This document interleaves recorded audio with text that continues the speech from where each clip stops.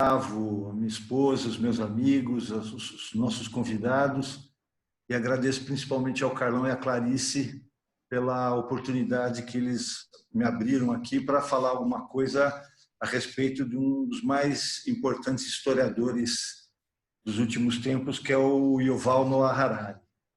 Apesar de ele ser historiador, né, e ter um estudo muito aprofundado na questão de história medieval e história militar, ele, nos livros que ele escreveu, mesmo o primeiro, que é o Sapiens, onde ele fala sobre uma breve história da humanidade, passando pelo Homo Deus, uma breve história do amanhã, ele sempre tem uma preocupação de alertar as pessoas sobre a questão do futuro, o futuro mais próximo da gente, né? E como que nós poderíamos estar atuando para que esse futuro fosse melhor para nós e para a sociedade.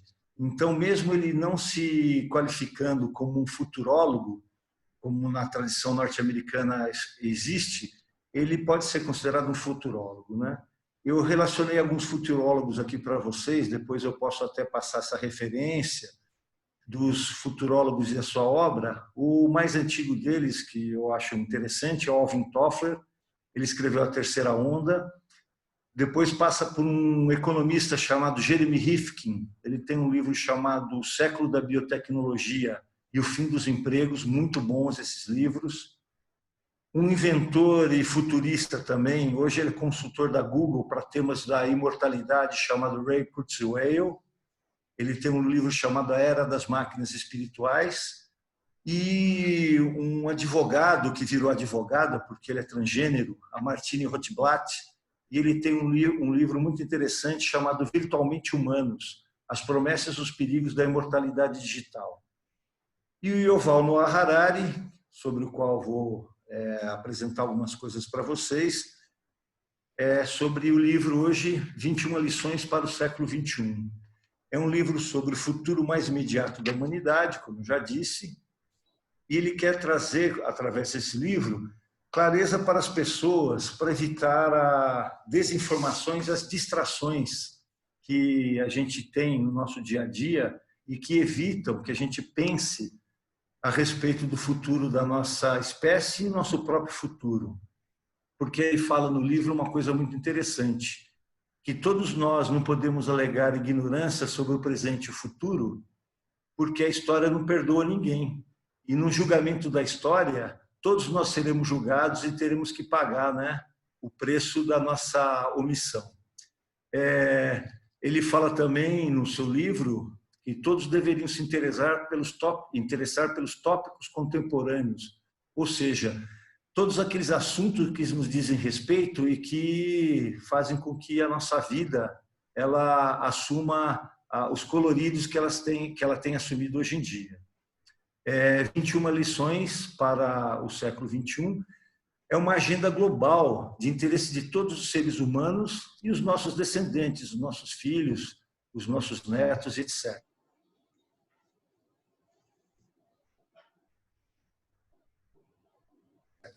Mas elas não podem ficar ocultas, elas têm que ser desvendadas. E quem nos ajuda a desvendar essas tramas são justamente as ciências humanas e sociais, a filosofia, a sociologia e, no caso de Yuval Noah Harari, como historiador e futurólogo, a questão da história. Esse livro também pretende ser um estímulo à reflexão. E o ser humano sem reflexão, sem se inclinar sobre a sua própria vida, sobre a vida dos seus semelhantes, etc., ele é um animal como outro qualquer. E como nós não somos um animal comum, nós somos um animal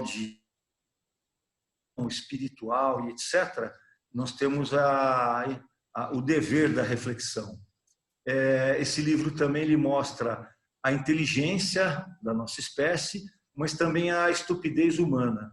E é um livro que vai mostrar a história e esse futuro mais próximo a um nível global e pessoal, para que a gente possa desvendar o mundo que nos cerca. Visa alertar as pessoas contra as verdades absolutas, que não existem, segundo ele, segundo as ciências humanas, as ciências sociais, é as verdades incontestáveis em um mundo de mudanças extremas e velozes. Porque as mudanças, há um tempo atrás, elas demoravam, às vezes, até centenas de anos ou milhares de anos para acontecerem, e hoje em dia elas acontecem num ritmo cada vez mais acelerado, e hoje, em questão de anos ou meses, você tem mudanças assim completamente estonteantes para a nossa espécie. Em primeiro lugar, eu vou mostrar para vocês e vou falar para vocês rapidamente a respeito de como ele fez a divisão do livro dele e quais as propostas dessa divisão. E depois eu vou aprofundar 3 temas importantes sobre o livro 21 lições para o século XXI, que são a questão do terrorismo, a questão da religião e a questão das notícias falsas, das fake news, que são coisas importantes para a gente começar a se preocupar com a realidade que a gente vive e como que a gente pode se proteger dessas notícias falsas, como que a gente pode buscar um caminho de esclarecimento. Então, o livro dele está dividido em 5 partes, e a primeira parte ele fala sobre o desafio tecnológico. Então, ele fala que nós somos bons em criar ferramentas, mas nós não sabemos como usá-las de forma adequada. Vide a tecnologia que a gente desenvolveu a partir das revoluções industriais, a partir da revolução técnica, da 4ª revolução industrial, a biotecnologia, a possibilidade de você criar vida em laboratório e a união da questão da biotecnologia com as máquinas, que algum tempo atrás era uma questão de ficção científica, hoje se torna uma realidade. A industrialização e a técnica da industrialização, as máquinas, elas substituíram a força física. E mais recentemente, a partir da década de 70, mais ou menos, né, as nossas atividades cognitivas, as tecnologias da informação, elas substituíram a questão do conhecimento, do cognitivo. Então, é aí que ele chega a uma conclusão importante, que o Jeremy Rifkin, que eu citei para vocês, já tinha chegado em 99, sobre a importância de nós estarmos da era da biotecnologia e essa união entre a tecnologia e a tecnologia física das máquinas e a biotecnologia. E essa união vai fazer com que os humanos passem de serem explorados, como somos através do mundo do trabalho, para sermos irrelevantes, devido às máquinas com inteligência artificial, que aprendem e tornam o homem dispensável, redundante. Essa é uma questão muito séria para as próximas gerações, porque, como vocês estão vendo, o ser humano, que é o centro de todas as descobertas, de todas as invenções, ele caminha para 80%, 90% da população mundial se tornar redundante, dispensável e irrelevante. Então, essa primeira parte, ele fala sobre o impasse entre a tecnologia e a política, já que a política ela determina os usos, né, e os rumos que a gente vai fazer da tecnologia. Esse desafio tecnológico, ele traz uma ameaça real pela união, então, da tecnologia da informação, as TICs, e da biotecnologia. Então, essa seria a primeira parte. Então, eu estou apresentando o livro para vocês, na esperança que a maioria de vocês que não tiverem lido esse livro, que leiam esse livro, porque ele é muito importante, muito esclarecedor, além dos 2 livros que ele escreveu antes, né, que é o Sapiens e o Homo Deus. Na segunda parte do livro, ele fala sobre o desafio político. Quais as respostas poderíamos dar aos problemas contemporâneos que nós estamos enfrentando, devido à questão do desafio tecnológico? Os problemas globais exigem respostas globais. Então, ele fala que uma das coisas mais importantes hoje em dia, que são enfrentar as questões ambientais, o aquecimento global, o desemprego, exigiriam a união de todos os seres humanos, todos os estados, todas as pessoas, no sentido de que todos nós fazemos parte da espécie humana e que são problemas globais e terão que ser enfrentados de forma global. E que o que nós estamos vendo atualmente, pelo menos transitoriamente, é uma questão de cada um por si, Deus por ninguém, uma situação de isolacionismo, de ultranacionalismo, de xenofobia, que pode levar a nossa espécie a problemas assim insolúveis. E ele propõe que essa questão do desafio político seria que problemas globais têm que ser enfrentados de forma globalmente.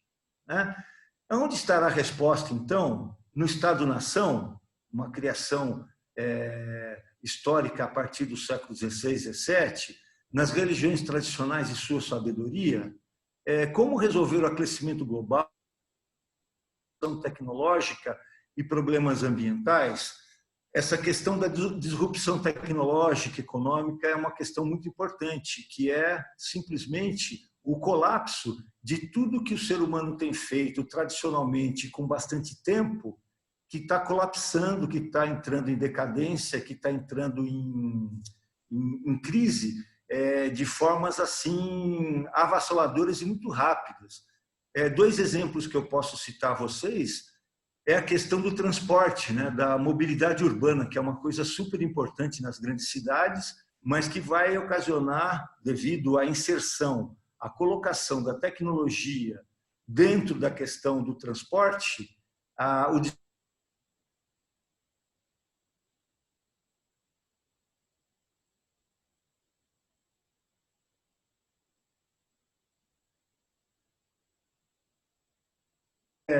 motorista de Uber, que é motorista de caminhão para transportar mercadorias.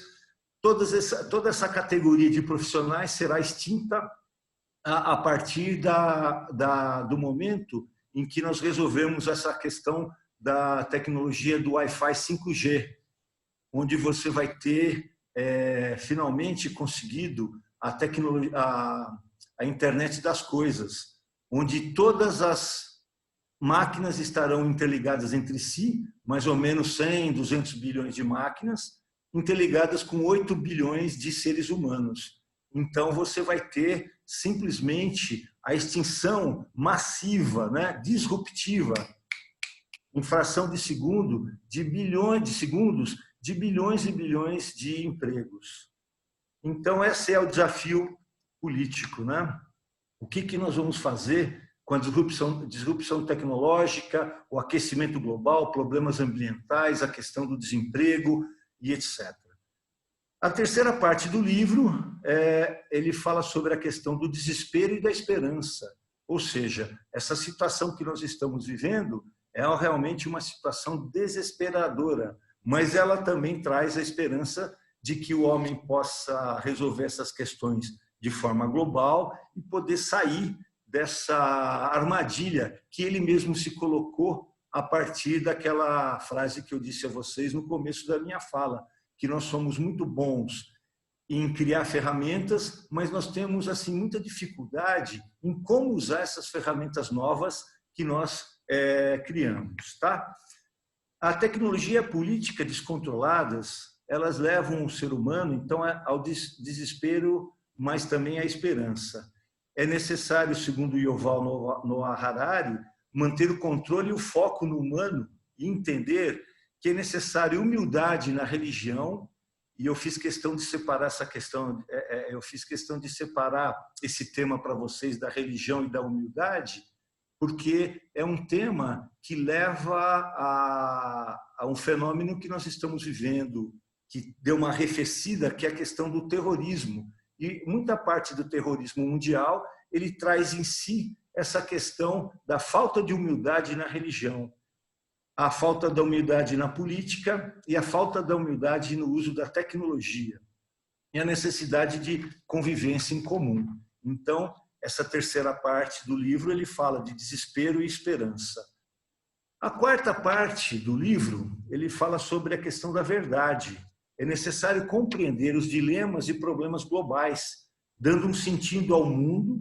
Nós temos que voltar a analisar o mundo como tendo um sentido, não como uma coisa nihilista, né, que nós não temos nenhuma esperança porque nós não sabemos para onde nós vamos nos encaminhar, então vamos deixar tudo do jeito que está, porque não há nada a ser feito. Então ele fala que nós temos que voltar a dar um sentido à vida que estamos criando e buscar entender o que é ficção do que é realidade, o que significa realmente ser humano, o que significa realmente construir uma sociedade que seja para todos.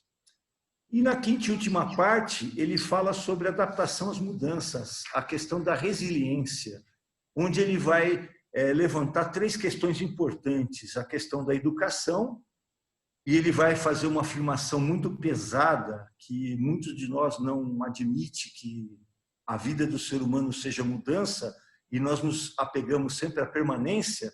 Ele fala que a mudança é a única constante na vida do ser humano, sempre foi, sempre será, mas nós tínhamos esquecido desse detalhe. Ele fala sobre o sentido. A vida não é uma história, a vida é uma construção social de todas as pessoas. E a meditação, onde você teria que recuperar o foco na questão da observação das coisas que te cercam, para você identificar o que seria ficção, o que seria a realidade na vida do ser humano, para nós podermos dar o próximo passo. Isso me traz a lembrança, as informações que ele dá para todas as pessoas que ele presta informações, que ele se manifesta, que ele pratica 2 horas por dia de meditação, né? Então, além de ter todo o conhecimento cognitivo, racional, de ser o professor de história que ele é, o pesquisador, com a sua equipe, etc., ele se preocupa em ter o foco voltado para as questões humanas, para o presente, para perceber o que é importante, o que é desnecessário, através da questão da meditação. Tá? Então, olha só, nós temos aqui a discussão sobre o mundo em que vivemos, então, na quinta parte, e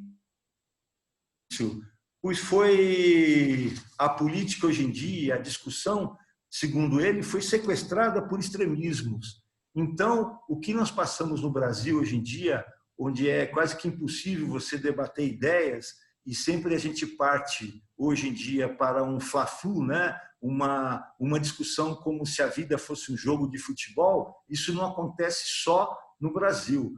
Na Europa acontece isso, né? Nos Estados Unidos, na América do Norte acontece isso, na África, na Ásia. Então, a discussão política, a discussão de uma forma geral, segundo o Yuval Noah Harari, teria sido sequestrada por extremismos.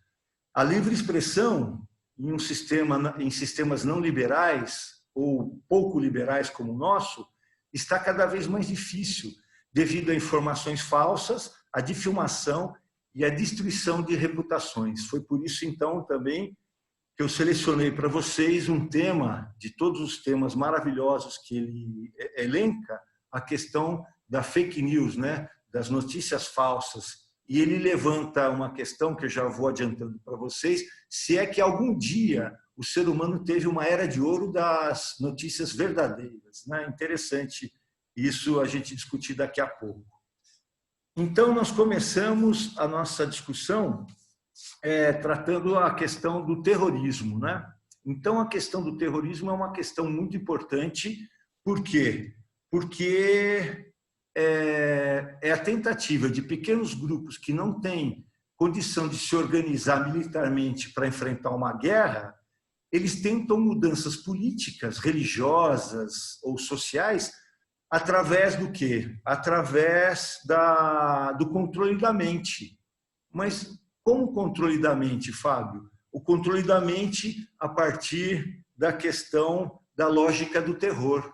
Então, eles elaboram, né, ataques terroristas que machucam as pessoas, que têm visibilidade na mídia e que trazem um pânico completamente avassalador dos nossos corações, para tentar, sem um exército poderoso, sem armamento necessário, conseguir mudanças políticas, sociais, religiosas, etc. Tá? Então, são poucas pessoas, os terroristas, que com seus atos aterrorizam bilhões de pessoas. E o Yuval Noah Harari ele levanta algumas informações interessantes para a gente perceber como o terrorismo ele se aproveita dessa questão do teatro do terror. Então, ele fala assim, ó, na União Europeia, devido ao terrorismo, morrem 50 pessoas por ano. Nos Estados Unidos, 10 pessoas. Na China, 7 pessoas. No Iraque, Afeganistão, Paquistão, Nigéria e Síria, que são países do Oriente Médio, da África, você tem um número expressivo de 25 mil pessoas por ano que morrem. Mas ele faz a seguinte afirmação na sequência. Acidentes de trânsito causam 1.250.000 mortes por ano. A diabetes ela causa 3.500.000 mortes por ano. E a poluição do ar ela causa 7 milhões de mortes por ano. Então, contra 25 mil mortes por ano devido ao terrorismo, nós temos aí quase 11 milhões de mortes causadas pela diabetes, acidentes de trânsito e poluição de ar. Mas nós não discutimos de forma séria e aprofundada a questão da mudança alimentar, o consumo de açúcar, a questão da segurança dos carros e do trânsito, ou mesmo a questão da poluição do ar. Por quê? Porque isso acontece de forma diluída ao longo do ano. A gente não tem acesso a essas informações, quem foi para o hospital, quem deixou de ir para o hospital. Enquanto que o terrorismo é o teatro do terror, é aquele momento impactante que todas as pessoas veem no mundo inteiro, algumas pessoas mortas no chão, estilhaçadas, etc. Essa é a proposta do terrorismo, é você conseguir o controle da mente através da questão do uso do teatro do terror. Então, o medo é a narrativa principal do terrorismo. Após todo ataque, os terroristas esperam uma reação descabida que justifique as suas atitudes. E o terrorismo ele faz isso mesmo. Então, ele consegue lá explosivo plástico, ele consegue alguns armamentos, ele faz o seu ataque terrorista e ele fica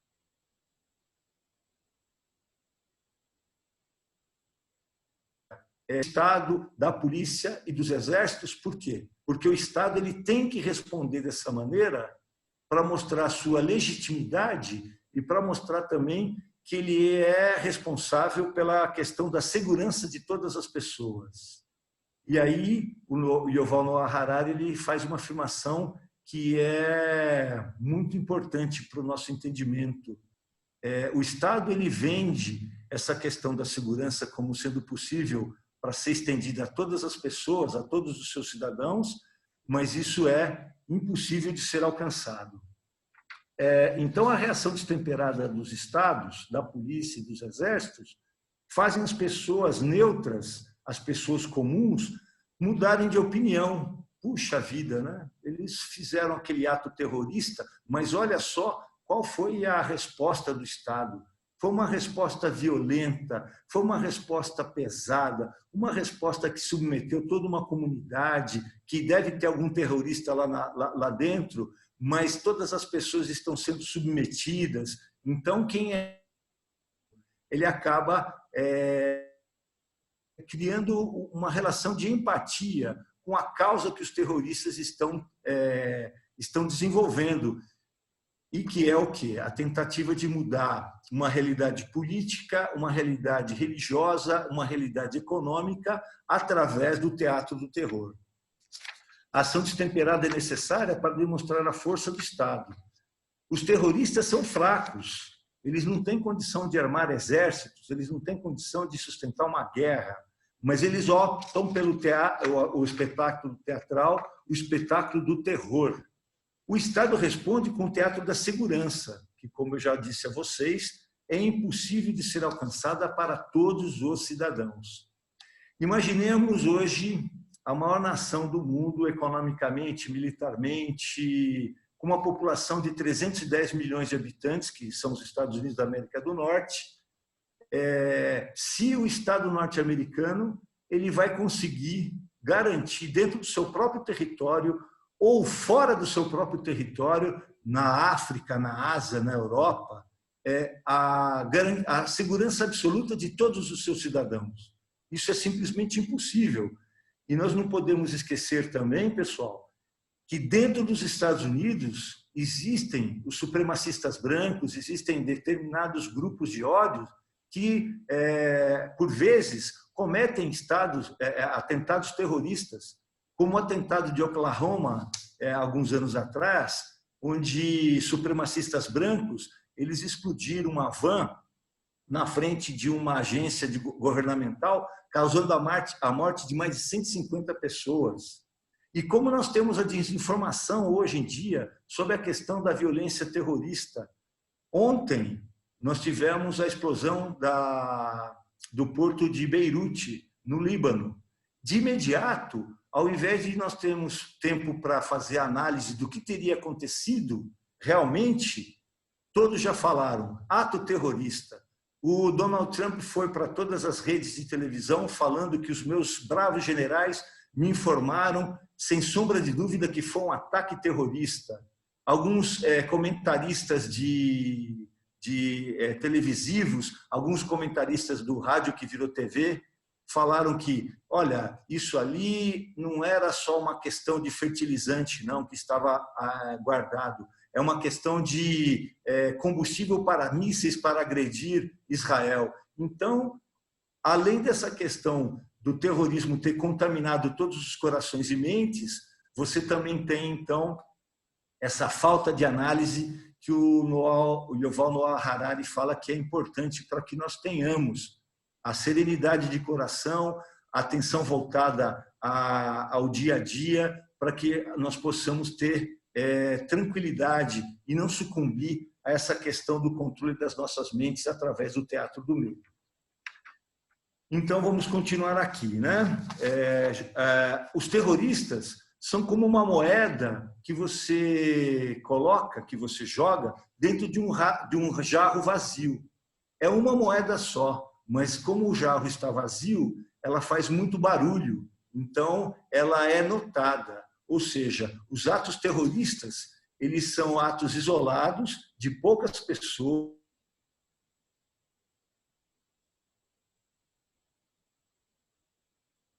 que ato do medo.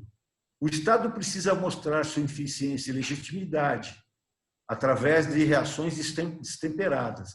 Mas Yuval Noah Harari, ele nos aponta que o terrorismo ele poderia ser controlado ou poderia ser dominado através de ações de inteligência, você fazer pesquisas sobre esses grupos, conseguir informações, tentar prever esses ataques, reprimir esses grupos, ou, como ele é israelense, né, e está cercado de inimigos por todos os lados, ações clandestinas seriam mais eficazes do que uma reação destemperada.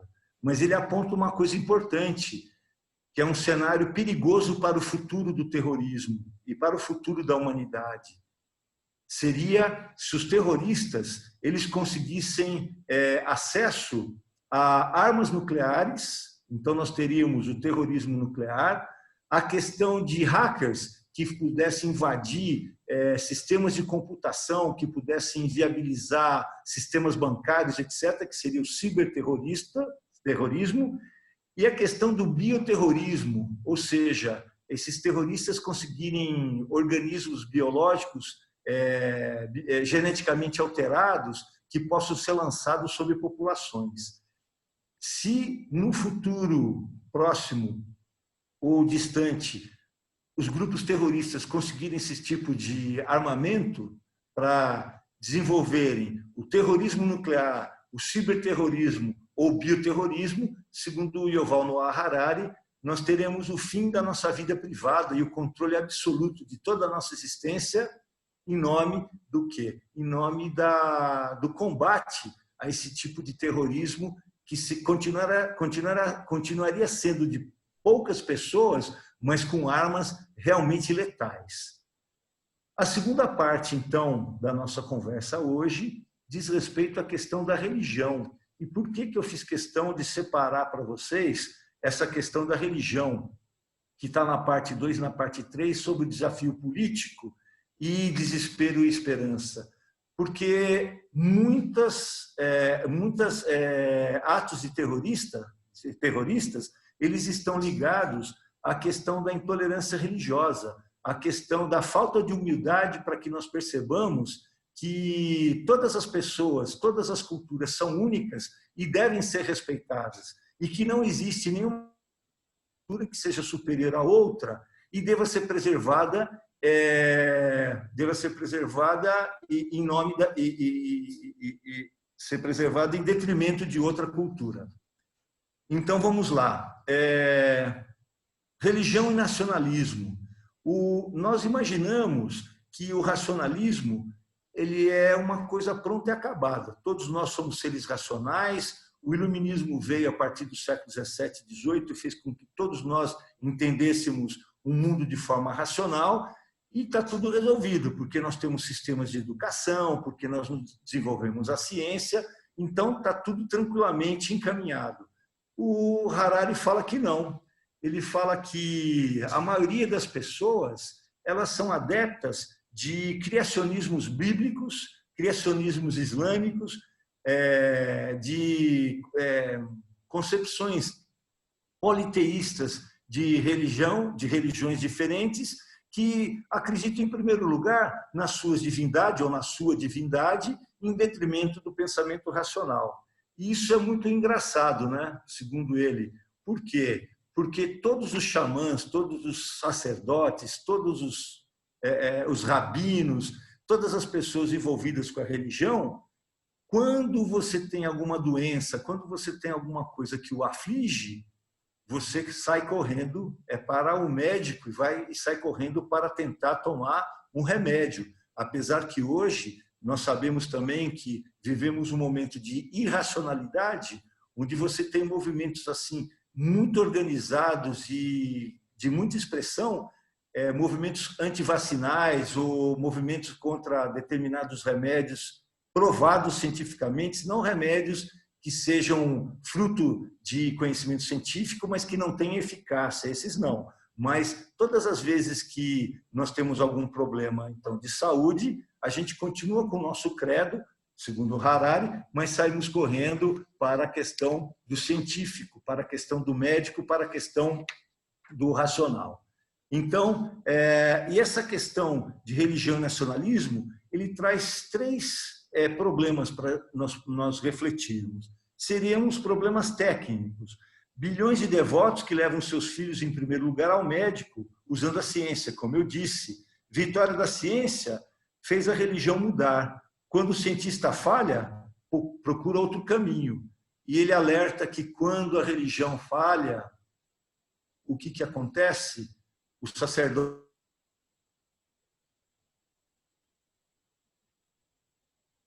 fica. O segundo problema de religião e nacionalismo seria o problema político.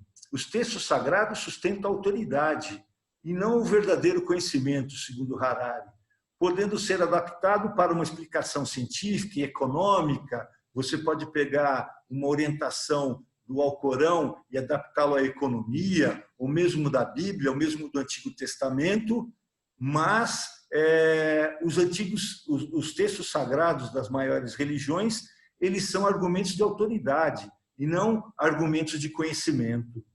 E o terceiro problema seriam problemas identitários, porque as religiões elas forjam identidades de massa, com bilhões de pessoas que são adeptas de determinadas religiões e que levam a sua vida identitariamente, sem necessidade de explicação científica ou econômica, e acreditando sempre no argumento de autoridade das suas lideranças religiosas. Então, alguns tipos de terrorismos utilizariam-se dessa identidade de massa que é propiciada pela questão das religiões, né? Mas o Harari fala que a religião não é só problema, nem poderia ser. Ele fala também que a religião traz a beleza, traz simbolismo, traz a gentileza, traz a caridade. É através da religião que você vê pessoas mobilizadas, e para ele a religião seria uma narrativa ficcional, mas que agrega as pessoas a colaborarem entre si para combaterem a pobreza, para construir hospitais, para dar educação às pessoas. Então, para ele, e não poderia ser diferente, a religião não é só uma questão trágica, ou uma questão ficcional, ou uma questão que só traz desentendimento e atraso para a humanidade. A religião pode ser usada, esse que é o problema do nacionalismo e religião, para justificar a dominação das massas através de líderes nacionais, através de ideias que evoquem a nação como uma entidade mítica que tem que ser defendida e que assume aspectos de religião. São usadas para validar os poderes do Estado Nacional, como, por exemplo, na Rússia, onde a Igreja Ortodoxa ela faz um acordo com o poder político através do Putin. Na Coreia do Norte, onde você tem uma religião voltada à família do Kim Jong-un, né, como um grande condutor da nação e das pessoas que habitam a Coreia do Norte, a questão dos ayatolás no Irã, e ele mesmo sendo israelense, ele é um crítico mordaz e aprofundado sobre algumas questões que os israelenses colocam em relação aos palestinos, tá? Humildade, religião e humildade. Todas as culturas são singulares e evocam para si a supremacia sobre as demais. Todas as culturas são singulares. Ou seja, qualquer cultura, pessoal, tem uma coisa que em inglês se chama uniqueness, que significa nós somos únicos, nós somos singulares.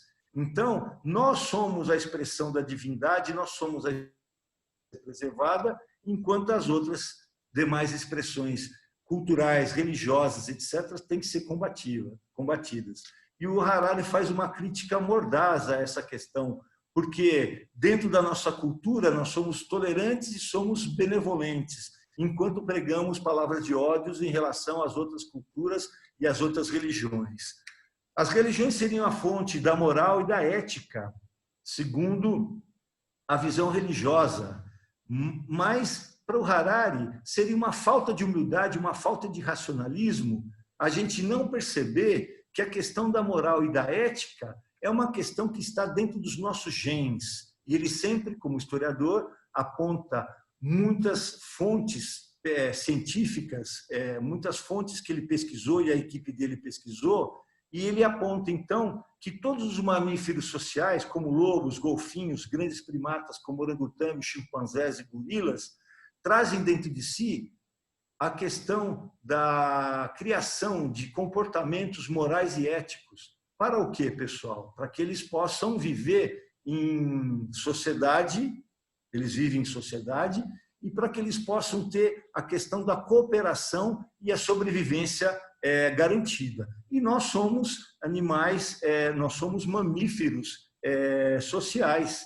Então, ele faz uma afirmação que deixa a gente pensando, né? Será que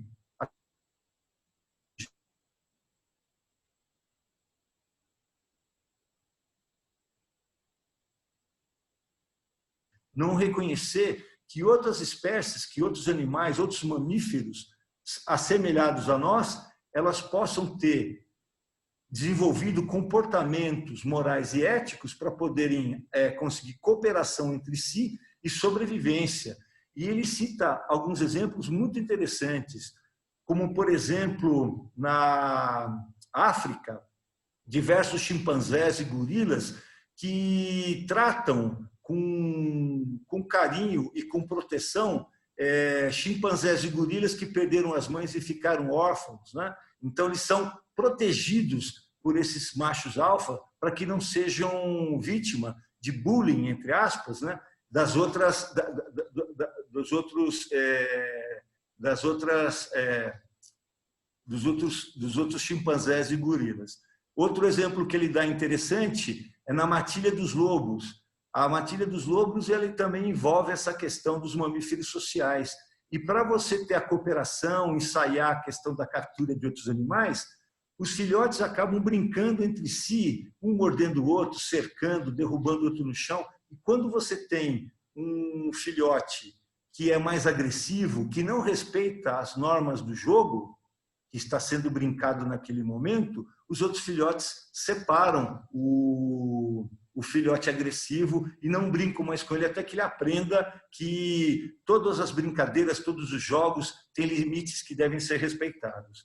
Então, essa é uma questão muito interessante, essa é um dado muito importante, onde ele fala que falta humildade para nós que temos o racional, que temos o estudo, em reconhecermos que essa questão da moral, da ética, da convivência, da cooperação, ela pode e tem origem na questão da nossa formação genética. No capítulo 13, ainda falando sobre a religião, ele fala de Deus, e não tomarás o seu santo nome em vão, onde ele lembra qual Deus que seria o Deus que nós deveríamos render as nossas graças. Para qual Deus nós deveríamos nos aproximar e mostrar totalmente a nossa submissão, a nossa entrega. O Deus de todos os mistérios cósmicos, aquele Deus que a gente nunca vai conhecer os seus desígnios totais, ou um Deus que seria um legislador do mundo, já que eu não entendo os desígnios de Deus Criador, do Deus misterioso, do Deus universal, o que eu acabaria fazendo como ser humano, segundo o Harari? Eu criaria normas em nome de Deus, mas normas humanas que deveriam ser respeitadas para que todos respeitassem aquela cultura e aquela religião. Então, como não entendemos o universo, não entendemos esse Deus misterioso, esse Deus que não se revela totalmente, nós temos que criar leis de condutas obrigatórias para todos que professam aquela religião que é considerada verdadeira, a singular, e deve ser a que combate todas as outras religiões. Ser moral não significa cumprir mandamentos divinos, mas diminuir o sofrimento alheio. Como animais sociais, a nossa felicidade depende da felicidade do nosso semelhante, segundo Harari. As trocas simbólicas e concretas, as trocas comerciais, todas as trocas que nós fazemos como seres humanos, só são possíveis devido à confiança que nós temos que depositar nos outros e em pessoas estranhas. E isso também faz parte dessa questão da genética que existe entre nós, para que a gente possa viver em sociedade, estabelecer laços de cooperação e etc. Toda agressão que fere a comunidade, em primeiro lugar, fere a quem causou a agressão. A crença religiosa pode aplacar a raiva ou instigá-la ou provocá-la. Incitá-la e justificar as agressões como ato divino são insultos às religiões e deveriam ser coibidos. A religião deveria ser uma questão de construção entre outras religiões e não a construção de um discurso de superioridade de determinada cultura, determinada religião. Nada que se faz que não produza paz e harmonia, e sim a inimizade, deve ser respeitado como sendo santificado. Todos os lugares e todas as palavras que trazem a desavença, a agressão, a violência, segundo Harari, não deveriam ser respeitados como lugares santificados ou como religiões aceitas. E agora nós vamos nos encaminhando para o fim da minha comunicação para os nossos colegas hoje, falando sobre as notícias falsas, as fake news, que está no capítulo 17, a pós-verdade, algumas fake news que duram para sempre, algumas fake news, né? E ele faz uma afirmação muito interessante. Hoje nós ficamos tão preocupados com as notícias falsas, né, com o desentendimento e etc. E ele fala assim, olha, na verdade, uma era de ouro da verdade nunca existiu, porque o ser humano ele vive numa realidade dúplice. Ele tem um discurso ficcional para que outras pessoas que são estranhas a seu grupo acreditem nesse discurso e facilitem a cooperação. E nós vivemos também, além desse mundo ficcional, discursivo, narrativo, uma realidade concreta, que é a realidade do dia a dia, onde nós enfrentamos todas as nossas desavenças, o peso de ser humano, de ser animalesco, de, às vezes, ser quase santificado e, às vezes, muito agressivo mesmo. Então, ele fala o seguinte, olha, na verdade, essa era de ouro nunca existiu. E por que ela nunca existiu? Porque, para sobreviver, o ser humano não pode dizer 100% da verdade. Se ele tem um discurso, uma narrativa que fala 100% a verdade, ele não terá adesão. Então, você tem que utilizar sempre a questão do mito e da ficção junto com a verdade para que você possa ter adesão das pessoas. E ele faz uma ressalva que é importantíssima. Isso não significa que você tenha que ler jornais que não tenham notícias verdadeiras, que você tenha que acreditar em políticos que sejam desonestos. Aliás, esse é o grande desafio do século XXI. É você ter um tempo para você, através da meditação, através de uma educação adequada que prepare a pessoa para pelo menos 7 ou 8 mudanças de carreira ou mudanças de postura perante o mundo, que prepare você para isso. Você tem que, então, estar atento para analisar se aquela informação ou se aquele grupo que está te vendendo uma informação é um grupo honesto, é um grupo que produz informações de forma adequada, mas ele lembra a todas as pessoas que nunca haverá um discurso que seja aceitável, que seja 100% verdadeiro, que a verdade ela sempre vai conviver com a questão da ficção, e a verdade ela vai estar sempre em oposição, mas ela tem que estar imbricada, ela tem que estar associada à questão do poder também. O poder sem a verdade não existe, e a verdade sem o poder também não existe. O Homo sapiens vive uma realidade dupla, a imaginada, a ficcional, e a real concreta vivida por ele. O sucesso da nossa espécie, segundo Harari, seria a criação de narrativas ficcionais que mobilizem estranhos a cooperarem.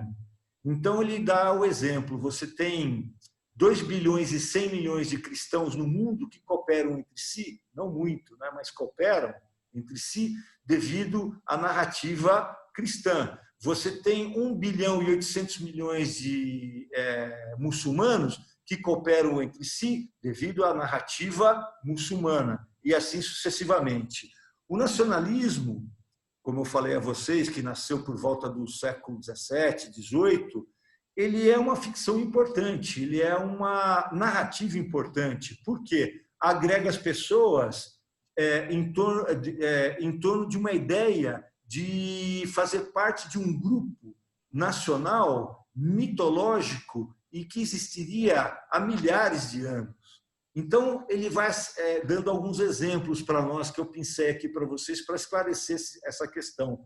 A Rússia seria a grande mãe do povo eslavo e teria 1000 anos, e conseguiu sobreviver, e teria conseguido sobreviver esses 1000 anos a todo tipo de agressão. Então, a Rússia teria sido agredida pelos mongóis e sobrevivido, pelos poloneses e sobrevivido, como se não fosse o contrário, né? Como se a Rússia não tivesse agredido e passado por cima diversas vezes por cima dos poloneses. Napoleão, né? E na década de 1990, com o fim da União Soviética, a mãe Rússia ela teria sido agredida pela OTAN, Organização do Tratado do Atlântico Norte, pelos Estados Unidos e pela União Europeia, que teria desmembrado a grande mãe Rússia e transformado a Rússia, que seria grandiosa e teria 1000 anos,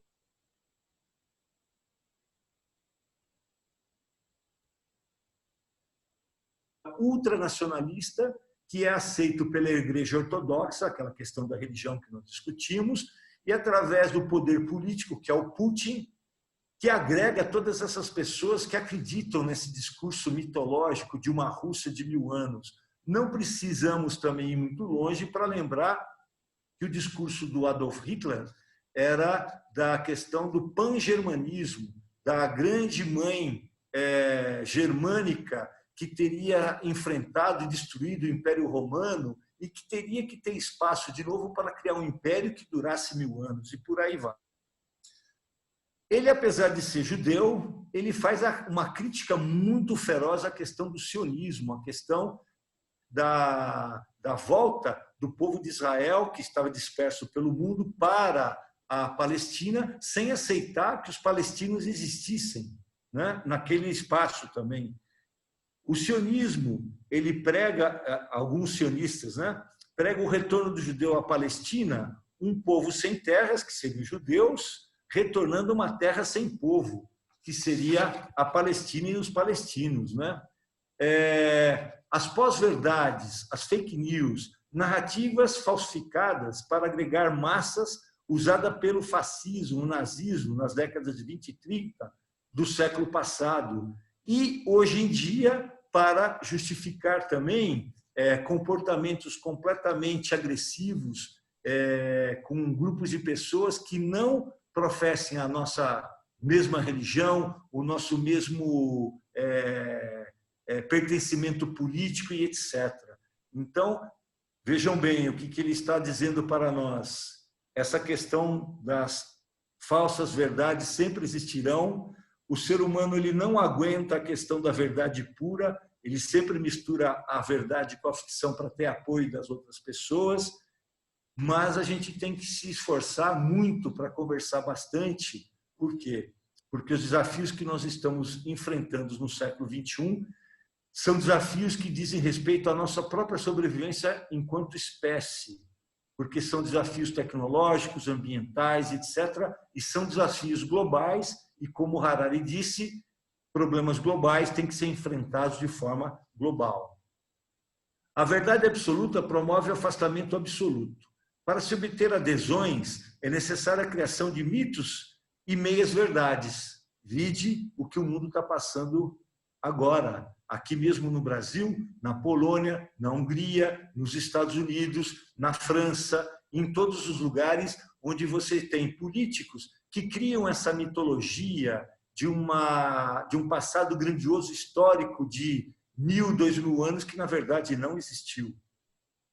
E ele fala, como ele critica também a questão, como ele criticou a questão dos próprios sionistas, inventando um discurso para se apossar da terra e alijar, afastar os palestinos, ele levanta uma questão muito séria, que seria uma fake news de 700 anos, que é um libelo, é uma criação de um documento de sangue contra os judeus na Inglaterra, pelo suposto assassinato de um menino chamado Hugh, em Lincoln.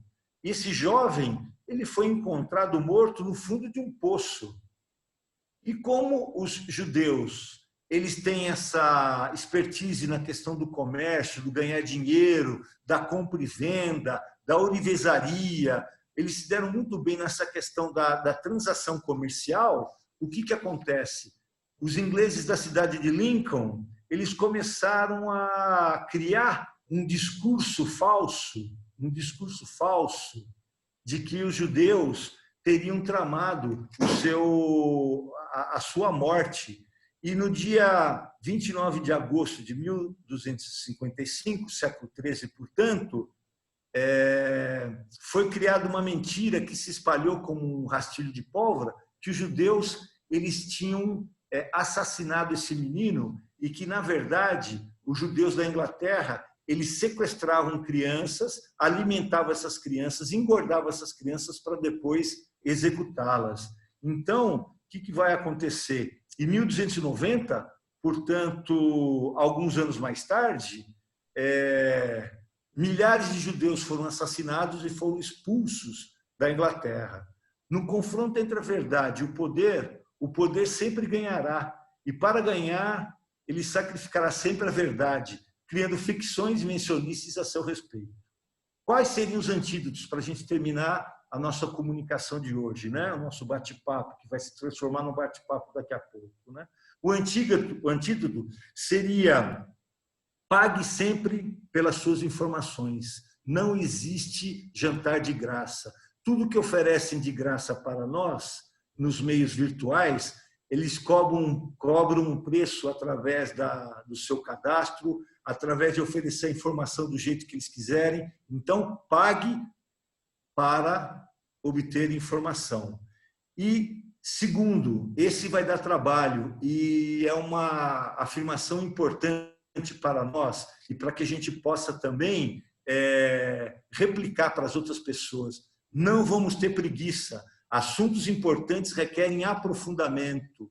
Não aceitem verdades prontas e acabadas. Não aceitem informações que pareçam ser falsas. E para você não aceitar esse tipo de informação, segundo Harari, você teria que fazer um esforço investigativo para não ser enganado pelas notícias falsas.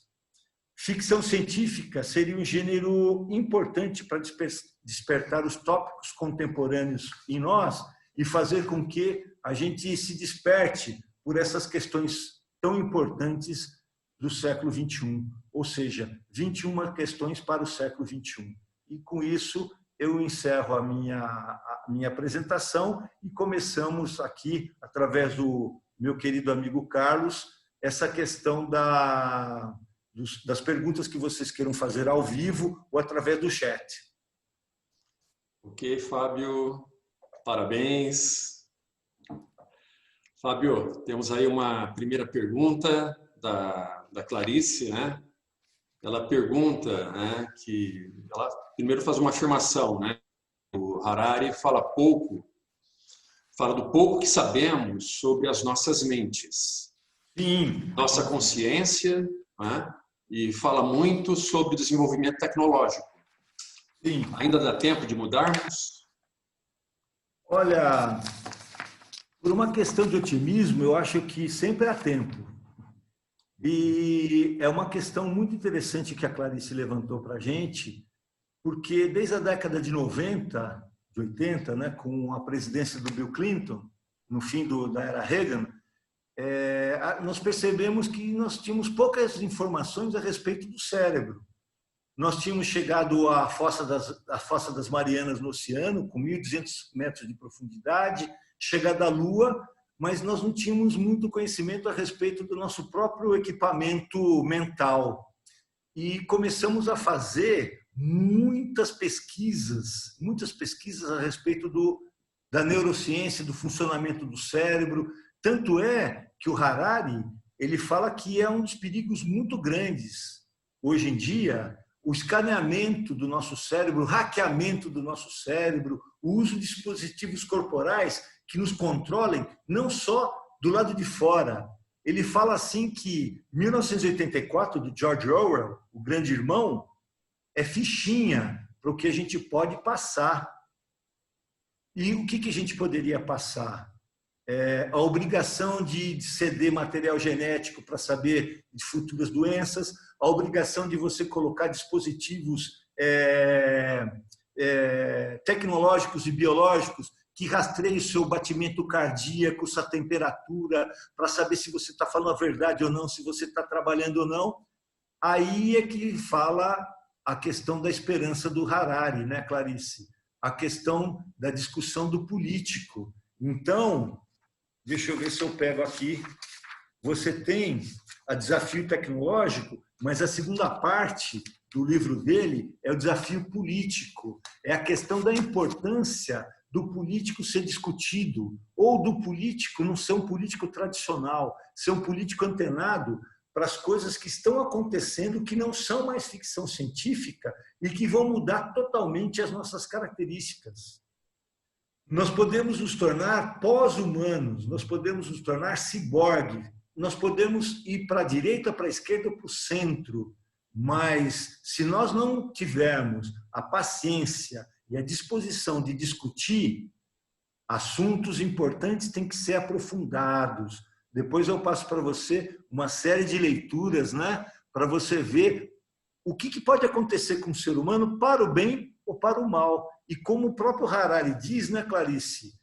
Hoje em dia a gente tem que assistir muito filme de ficção científica, ler muitas ficção científica e discutir com as pessoas o que é possível e o que não é possível.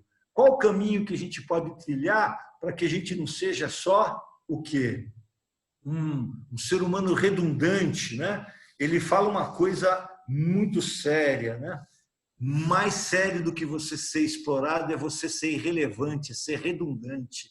Porque quem é redundante, entre máquina e ser humano, a máquina produz mais, você produz menos como um ser humano, mal preparado, então você vai ser excluído. A irrelevância, a meu ver, é pior do que a exploração, apesar que a relevância é a forma mais pronta e acabada da questão da exploração. Fábio, a Renata está perguntando aí, né, uma coisa que eu achei interessante também que eu ia perguntar, né? Então, do ponto de vista dele, onde que estaria a esperança em relação a isso? Que caminhos que ele aponta? A esperança é justamente passa pela questão do político. É você discutir politicamente a questão da educação, é você se aprofundar se aprofundar nas questões que são do seu interesse. E para você, Carlão, para a Renata, para todo mundo que pratica meditação, eu ainda não estou nessa vibe. Ele fala que toda essa ficção que envolve a narrativa humana, ela se dissolve através da meditação. A meditação faz com que você tenha foco no que é real, no que é concreto, e você seja uma pessoa do hoje, nem com nostalgia do passado, nem com medo do futuro. É nisso que ele faz ele coloca uma questão muito importante na questão do terrorismo. A gente não pode deixar que o medo sequestre, capture as nossas mentes. E para que isso não aconteça, a gente não pode ficar pensando no Armagedon, no fim do mundo. A gente tem que viver o aqui e o agora, segundo ele. Então, o que é o aqui e agora? A tecnologia mais a biotecnologia, a questão do desemprego, a irrelevância do ser humano, todas essas questões, então, nós vamos discutindo no nível legal, no nível constitucional. Você tem aqui conosco hoje o Paulinho Tavares, que é promotor, que não é mais promotor, é procurador de justiça, que com certeza é uma pessoa sensível a essa questão, que já estuda essa questão médica, que é importante, da questão do hackeamento da mente humana e do corpo humano, e você sempre está discutindo essas questões, sempre está discutindo, e com foco no hoje. O que está acontecendo hoje? O passado, ele já passou, o futuro é o futuro, mas o que importa, segundo Harari, é você conseguir afastar a névoa que te envolve e encarar a realidade. Então, Fábio, tem uma pergunta aqui da Liene. Tá? Manda. Ela está dizendo que uma coisa que ela guardou das reflexões sobre o Harari, né, é o fim das utopias polarizadas, à esquerda ou à direita. Quando você fala de esperança, poderíamos pensar em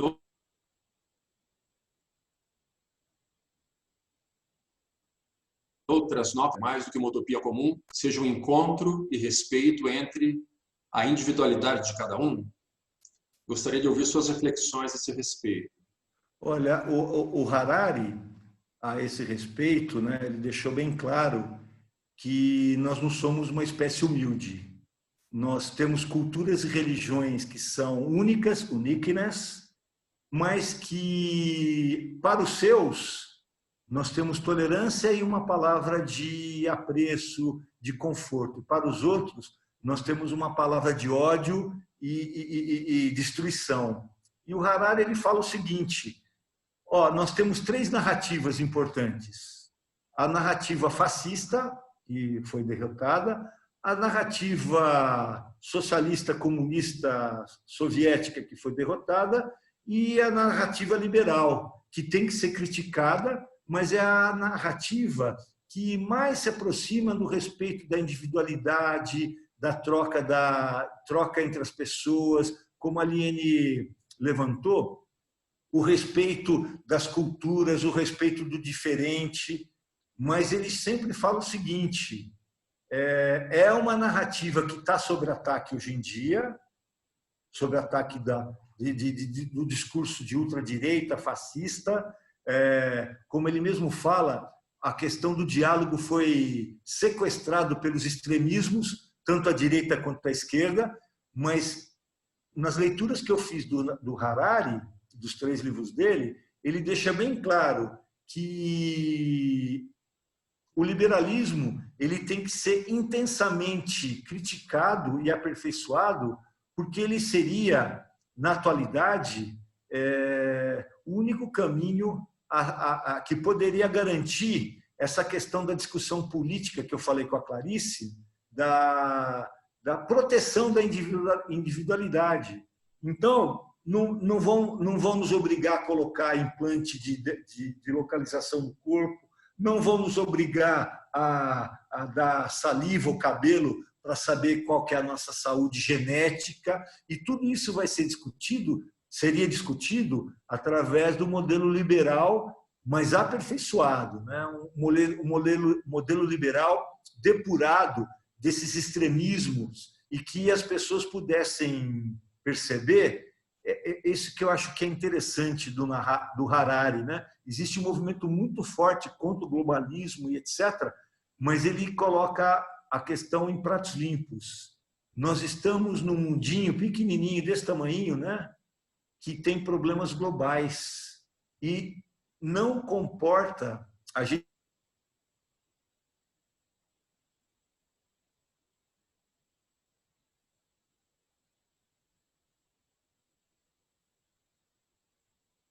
o Estado, politicamente falando, o Estado nacional, ele tem que dar respostas aos seus cidadãos. Então, a América em primeiro lugar, ou então a Polônia sem protestantes, ou então a Hungria sem imigrantes, etc. Mas ou a gente dá resposta global para problemas que são globais. O Fernando Meirelles, por exemplo, pessoal, ele é o cineasta que está fazendo a propaganda do Grande Cinturão Verde, o plantio de bilhões de árvores no sul do deserto do Saara para recuperar a questão ecológica do Saara, para que as pessoas possam ficar na África. Porque você sair do seu, como que eu vou dizer, da sua raiz, você abandonar sua cultura em nome de um conforto, de um consumo, tem criado todo esse desequilíbrio. Fábio, é complicado. Interessante, né, esse ponto que você tocou. Mano. Se a gente pega uns 10 anos para trás, a gente não via esse discurso tão polarizado. Sim. Parece que ele foi se tornando mais forte na medida em que, na Europa, eles foram sentindo as pressões das migrações. Sim. O pessoal sim. do norte da África, né, da Síria, a grande tragédia ali na Síria. Né? Então, essa pressão, né, da migração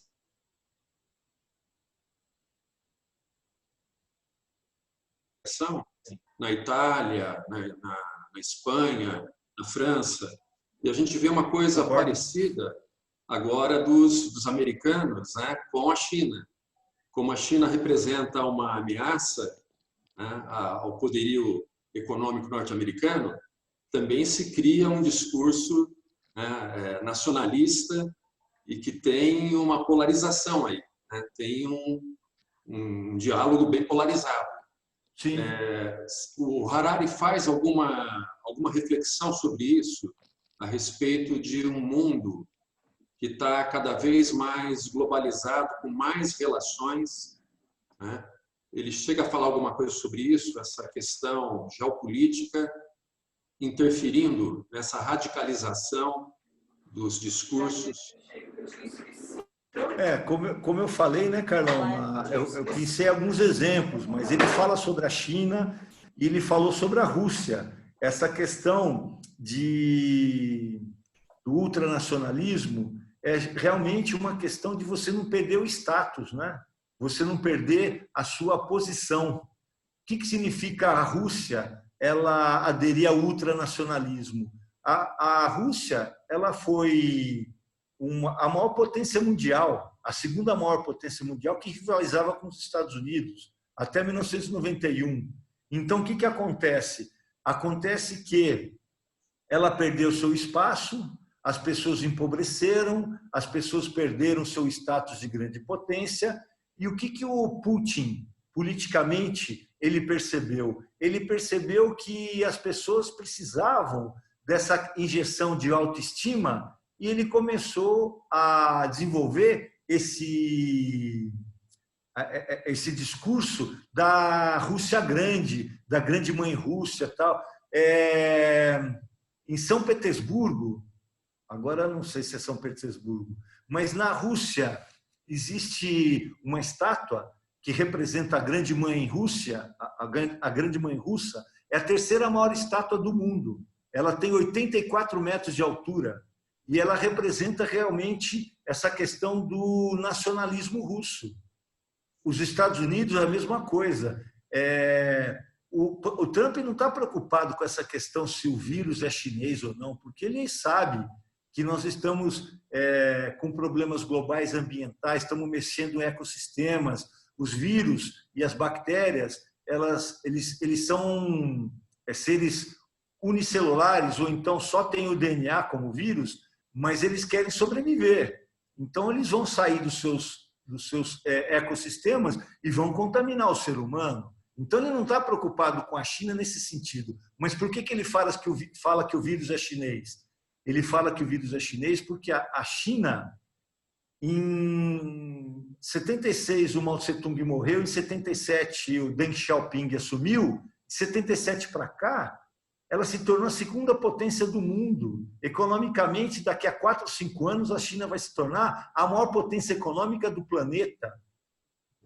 Desenvolveu uma educação primorosa, está valorizando a sua cultura, pousou um artefato de controle remoto na Lua.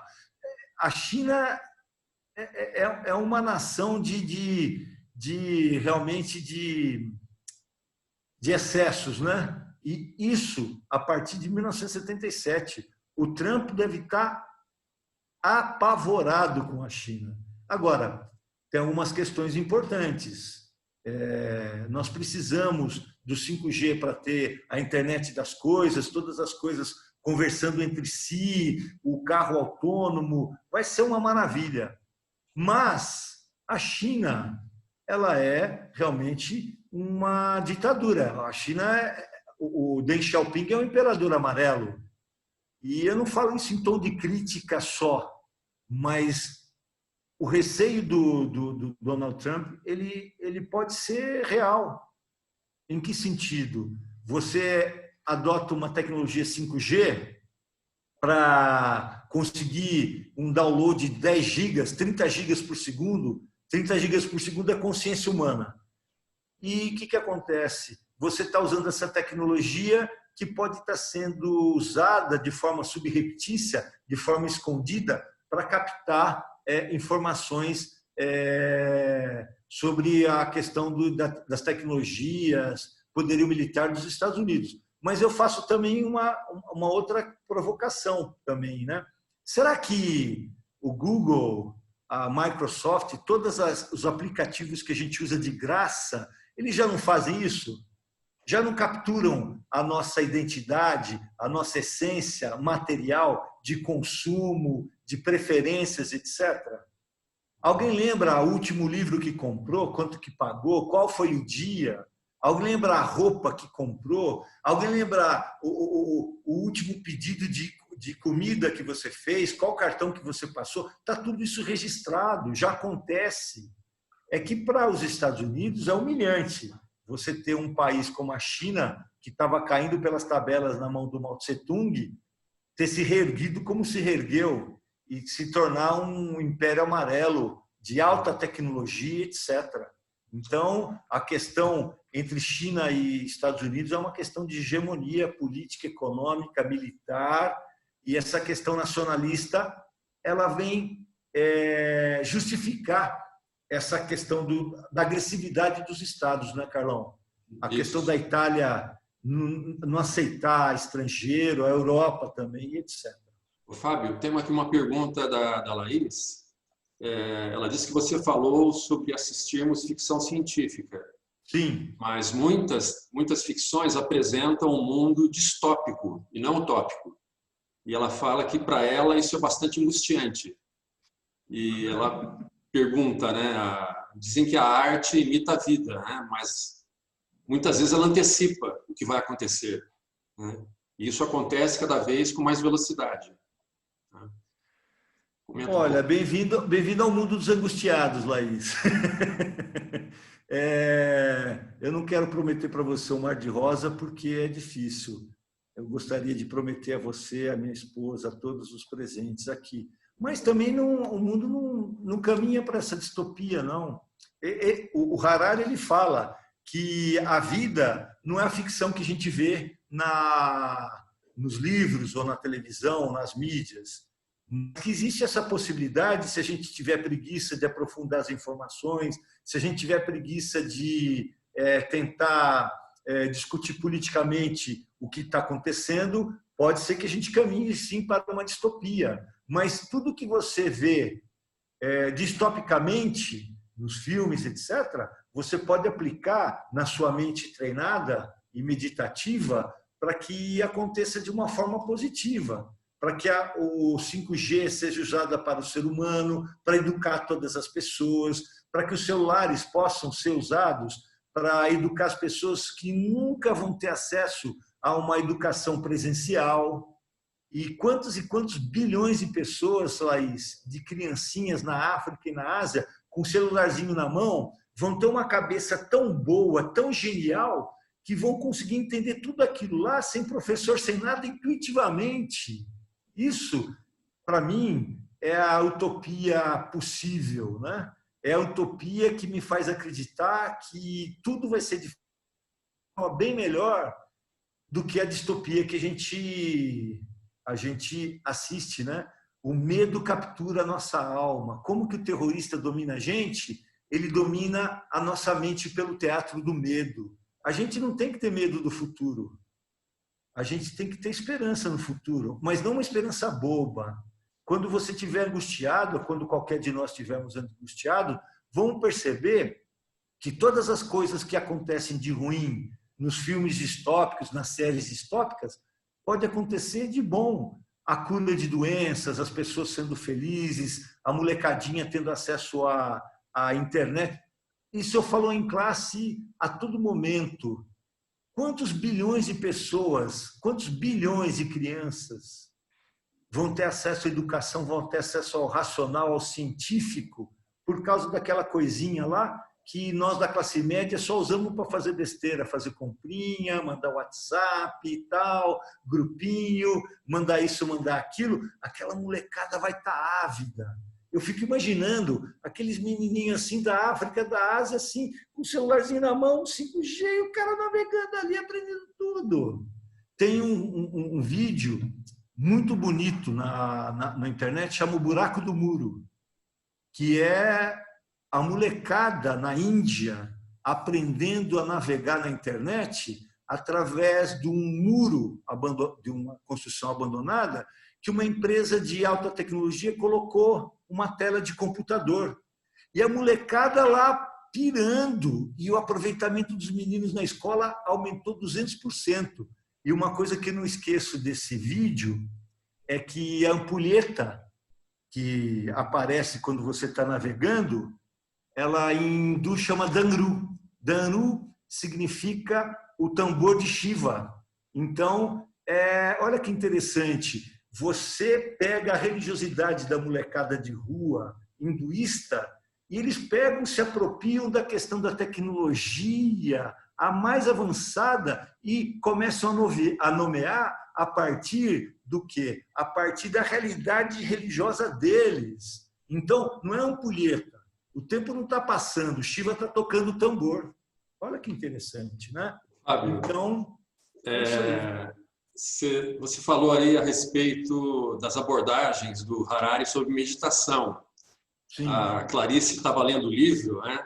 E eu peguei o livro, fui dar uma folheada e vi que o último capítulo ele fala sobre isso. Então, Eu queria que você explorasse um pouco mais como que ele vê a meditação, o papel que a meditação tem no enfrentamento desses desafios, que tem uma relação direta aí com a questão que você abordou bastante hoje do medo, né? Do enfrentamento do medo, dos receios, né? De você ficar mais presente, né? E conseguir atuar de uma forma mais adequada, né? Você poderia explorar um pouquinho mais isso? Eu acho que a tecnologia, as grandes corporações, as empresas, os maus políticos, eles capturam a nossa mente através do medo mesmo, né? O teatro do terror. Eles fazem terrorismo contra a nossa própria espécie. E o Harari, ele coloca justamente isso. Como que você pode escapar de todas essas armadilhas? Você separando a realidade, o concreto, dos seus medos e da ficção que você vive. E como que você consegue atingir isso? Você só vai conseguir atingir isso através da meditação, através da respiração, através do carpe diem. Você está presente concretamente no que você está fazendo, né? Então, o passado, você não pode negar o passado, mas ele já foi. O futuro, ele está sendo construído no presente. E você só tem contato com o presente através da meditação. Então, para o Harari, como que você acaba com essa questão de capturarem a sua alma e o seu cérebro através do medo, né? Do teatro do terror? Seria única e exclusivamente através da meditação, uma educação que não seja conteudista, mas que seja voltada para a arte, para o conhecimento, para que as pessoas saibam como se transformar. Ele fala em duas coisas na educação. Sanidade mental, através da meditação, né, Carlão? E a questão da sanidade mental. E a segunda questão na educação é maravilhosa, tão maravilhosa que eu esqueci. É sanidade mental e, em segundo lugar, eu não vou lembrar agora, né? Talvez no diálogo a gente... E resiliência, preparo para as mudanças mesmo, né? Porque ele fala que é impossível você ter educação como você tem hoje, que não vai servir para nada. Porque com 40 anos, ele fala no livro, você já vai ter mudado de emprego 4, 5 vezes, e não só de emprego, de atividade. Você vai ter que ter personalidades múltiplas. Essa questão da identidade, a identidade iluminista, que é rígida, você nasce de um jeito e morre de outro, do mesmo jeito, acabou. Você pode ter dezenas de identidades, mas desde que elas sejam o quê? Costuradas pela questão do humanismo, pela questão da identidade humana, pela questão da bondade, da religiosidade, desde que a religiosidade respeite a religiosidade da outra religião. Então, Harari, ele faz essas colocações. Então, como que a gente vai se preparar? Você vai ter que ter inteligência emocional e você vai ter que ter preparo para a mudança. E aí ele fala da nossa idade, né, Carlão? Com 50 anos de idade, que bom seria, né? 60 anos de idade, ninguém quer mais mudar, mas ele fala que a gente vai ter que se reinventar a todo momento, porque as coisas que estão acontecendo, elas estão totalmente turbinadas à velocidade da luz, fazem mal realmente para o ser humano. E como que você escapa disso? Através da questão da meditação, você ter o foco no presente e na questão de enfrentar as mudanças, na questão de você estar preparado para elas, porque elas, você queira ou não queira, aceite ou não aceite, goste ou não goste, vai rolar, né? É isso aí. Mais coisinhas? Muito bom, Fábio. Então, estamos aí abertos. Quem quiser perguntar pelo microfone aí, vocês podem desmutar, Pode, né? pode. E perguntar também aí ao vivo ou aqui pelo chat, né? Foram Foram várias perguntas aí. Fábio, Só agradecendo. Fala, Laís. você disse que não medita, mas em termos de conceituação teórica, você está sabendo tudo sobre meditação. Você Esse que é o meu problema. Você pode até não estar praticando, mas a sua conceituação está perfeita, com a palavra o mestre Carlão, certo? Porque nós aqui somos tudo iniciante, eu, Silvinha, Rê, mas em termos de conceituação... Eu tenho uma admiração por vocês muito grande, porque eu tenho uma coisa que a Bia me falou, né? Eu tenho ainda a mente do macaco. A minha mente, ela está sempre pulando, né? Ela está sempre escapando do escorpião, ela está sempre... Mas quem sabe, o Paulo Leminski que falava, né? Uma frase que tem até no tempo. Quem sabe algum dia tudo que eu fale seja poesia. E eu almejo esse dia. E esse dia virá quando eu tiver paciência e tempo para meditar, né? Já tenho um exemplo em casa no sentido ampliado de todos vocês que são minha família. Não só minha esposa medita, mas o Carlos, que é meu irmão espiritual, meu irmão de sangue, também medita, você medita, a Bia medita, a Clarice deve estar meditando, todos vocês que meditam têm a minha admiração total, porque a minha mente ela é muito... Eu fico tanto aqui que o resto acaba sofrendo, né? Mas vamos lá.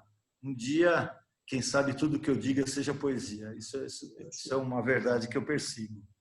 Pessoal, estamos já nos aproximando já passamos, na verdade, né, de 1h30, né, debate e questões, né? Quero agradecer a todos vocês, todos que participaram, especialmente aos nossos parceiros, né? O Gustavo Cândido, o Paulo aí, da Inteligência Digital, que sempre proporcionam aí essa oportunidade da gente, organizam todo o debate, né? E também os nossos parceiros da Pureza Filmes, que também estão aí no Estúdio DUI, né, com o Fábio, né? Fantástico. Transmissão com qualidade, né? Então, Estou agradecer mais uma vez a Carlão. todos vocês e estaremos brevemente aí divulgando para vocês o próximo encontro. Teremos também pela frente aí mais uma edição do Tini Paroli, mas a gente vai deixando aí o recado para vocês pelas redes sociais e também por e-mail para vocês poderem se inscrever. Então, e aí pelo trabalho também muito lindo, né, que elas vêm desenvolvendo, a Silvinha e a Laís, né, que, nossa, com muito empenho, né, vem trazer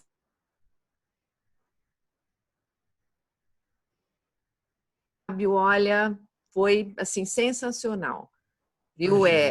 A gente tendo lido o livro ou não, a gente se enriqueceu com as suas palavras. Sim.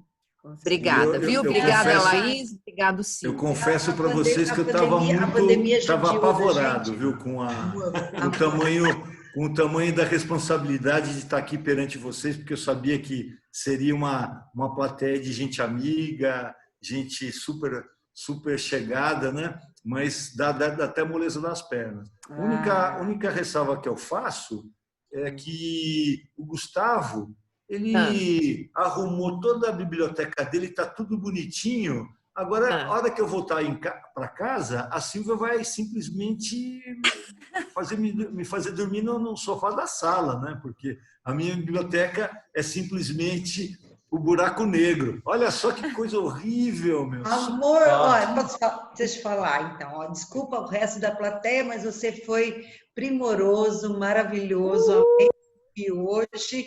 E tudo bem que a sua biblioteca seja uma bagunça. Isso mesmo. A cabeça dele, ó. Perdoado. Biblioteca bagunçada é bom, é sinal de que está usando. Sim. Eu arrumei ela assim para eu poder bagunçar depois. Tá. Bom, Clarice e Carlão, né? Em meu nome da Silvinha, quem agradece somos nós, porque se não fosse o espaço de vocês e toda a infraestrutura e retaguarda, o encontro nunca teria se tornado a concretização de um sonho. E agora o Tini Paroli, né?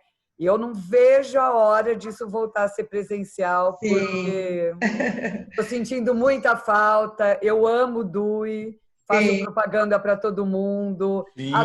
Adoro o fundinho de vocês. Isso mesmo. Aquele lugar é primoroso, delicioso. E hoje eu falei, nossa, estou tomando banho, correndo, estou na minha cozinha, né? Falei, queria estar me arrumando para ir lá para o Dui.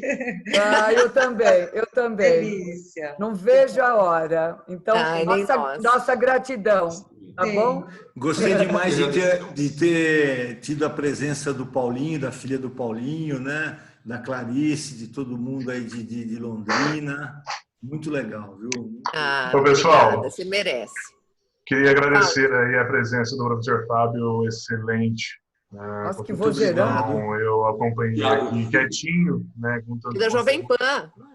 Por isso eu dou. Obrigado, Laís. Obrigado, gente. De onde veio? Lá de Botucatu. Muita didática, muito conteúdo. A minha namorada, por um tempo, acompanhou também aqui. Curiosamente, ela estava com o meu nome aqui. Eu falei, caramba, estou em duplicidade, não era ela. E em relação ao DUI, eu também muita saudade de praticar o DUI terapia, né? DUI terapia. Faz falta estar num ambiente que te complementa, com pessoas que te agregam, que você acaba produzindo muito mais, que você vê que as pessoas produzindo, você vê aquele monte de conhecimento circulando ali, você fica até mais inteligente, né, estando lá no DUI, né? Lá, fica verdade. Então, tem sentido muita falta disso, o pessoal Carlos e Clarice, né, professor Fábio, mais uma vez, muito obrigado por tudo e por tanto, pelas suas contribuições. Eu fiquei quieto aqui, eu fiquei quieta porque realmente refleti e continuarei refletindo todas as suas palavras. Muito obrigado. O Harari, ele é primoroso e ele dá, pegando o gancho da Laís, ele dá essa alternativa da utopia e não da distopia no 21 questões, viu? Porque o Almo Deus dá vontade de chorar. Então não vou ler. Tem que ler. Inclusive, professor, minha namorada teve aula contigo, viu? Aonde que ela teve? Aonde que teve, Thiago? Eu acho que foi interativo. Nossa, legal. Faz um tempinho. Não, mas essa é uma coisa interessante, né? Mudou minha vida. O Paulinho, não sei se está aí ainda, né? Mas eu fui promotor durante uma semana no Paraná e eu voltei para casa assim arrasado, porque não era para mim e o Paulinho já estava lá 1 ano e tal. E eu cheguei aqui e sofri, que nem um camelinho. Mas também, a hora que eu me encontrei, eu falei, nossa, que bom, era isso mesmo que eu queria fazer. E depois fui encontrando de novo os meus amigos, né? O Carlão, que é meu irmão espiritual, meu irmão de sangue mesmo, todo mundo, né? Então, eu tenho o maior carinho por todos os meus alunos, porque eles estão na minha mente, estão no meu espírito, estão na minha alma, e é isso aí. É o que eu gosto de fazer. Conversar, bater papo com vocês. Ok, então excelente. Vamos encerrando por aqui. Mais uma vez, Fábio, muito obrigado. Né? Eu que agradeço, Carlão. Laís e Silvia aí por toda a organização dos nossos encontros e Tini Paroli. Né? E daqui a pouco as duas vão estar aí, né? Já antecipando os próximos para vocês. A gente vai passando aí pelos canais de comunicação. Né? E só incluindo que no Tini Paroli a nossa grande parceira é a Liene. A dona Liene.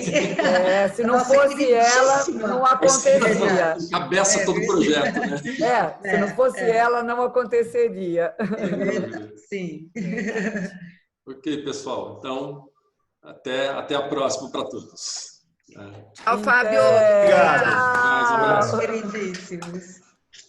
Clarice, coraçãozinho para você, beijinho. E para a Natália, mais um parabéns. Natália é aniversariante de hoje. Parabéns, Natália. Tem Natália. 55 anos, né? Que incrível. A Bia, amanhã, Bia, A parabéns. Bia amanhã. Amanhã, Parabéns, Bião. Bia. Show. Parabéns.